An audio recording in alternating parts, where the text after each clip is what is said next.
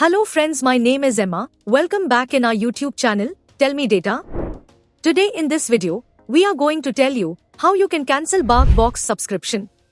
Only in some easy steps, all steps you can see on your screen. So let's get started. Method 1.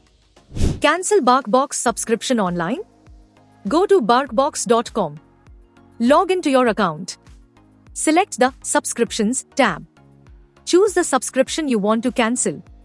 Click on the Edit section. Tap on Disable Subscription Auto-Renewal. And you are done.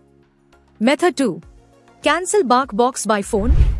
If you don't want to use any online methods to cancel your subscription, then the last and the most convenient method to do so is by simply making a call to their customer support service team and speaking to them about your BarkBox subscription cancellation.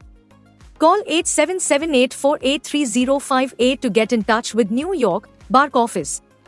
They will help you accordingly. Only by using this method, you can cancel BarkBox subscription.